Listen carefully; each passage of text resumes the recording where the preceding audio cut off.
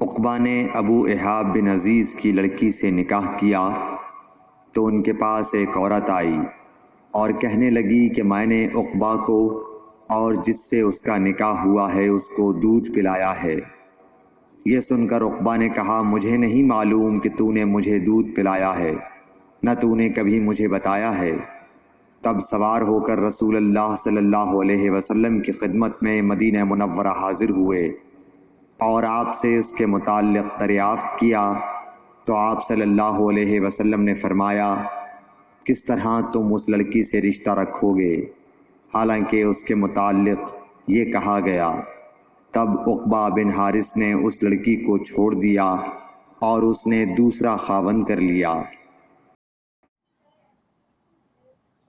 حضرت عمر سے روایت ہے کہ میں اور میرا ایک انصاری پڑوسی دونوں اطراف مدینہ کے ایک گاؤں بنی امیہ بن زید میں رہتے تھے، جو مدینہ کے پورب کی طرف بلند گاؤں میں سے ہے۔ ہم دونوں باری باری حضرت صلی اللہ علیہ وسلم کی خدمت شریف میں حاضر ہوا کرتے تھے۔ ایک دن وہ آتا، ایک دن میں آتا۔ جس دن میں آتا اس دن کی وحی کی اور رسول اللہ صلی اللہ علیہ وسلم کی فرمودہ دیگر باتوں کی اس کو خبر دے دیتا تھا، اور جب وہ آتا تو وہ بھی اسی طرح کرتا۔ تو ایک دن وہ میرا انصاری ساتھی اپنی باری کے روز حاضر خدمت ہوا۔ جب واپس آیا تو اس نے میرا دروازہ بہت زور سے کھٹکھٹایا اور میرے بارے میں پوچھا، کیا عمر یہاں ہیں؟ میں گھبرا کر اس کے پاس آیا۔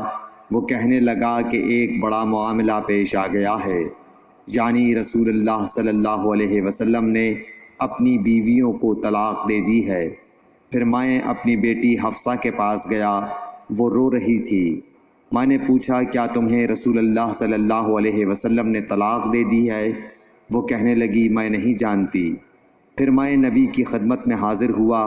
میں نے کھڑے کھڑے کہا کہ آپ نے اپنی بیویوں کو طلاق دے دی ہے؟ آپ صلی اللہ علیہ وسلم نے فرمایا، نہیں، یہ افواہ غلط ہے۔ تب میں نے تعجب سے کہا، اللہ اکبر، اللہ بہت بڑا ہے۔ ایک شخص حزم بن ابی کعب نے رسول اللہ کی خدمت میں آ کر عرض کیا، یا رسول اللہ، فلاں شخص معاذ بن جبل لمبی نماز پڑھاتے ہیں، اس لیے میں جماعت کی نماز میں شریک نہیں ہو سکتا، کیونکہ میں دن بھر اونٹ چرانے کی وجہ سے رات کو تھک کر چکنا چور ہوتا ہوں اور طویل قرات سننے کی طاقت نہیں رکھتا۔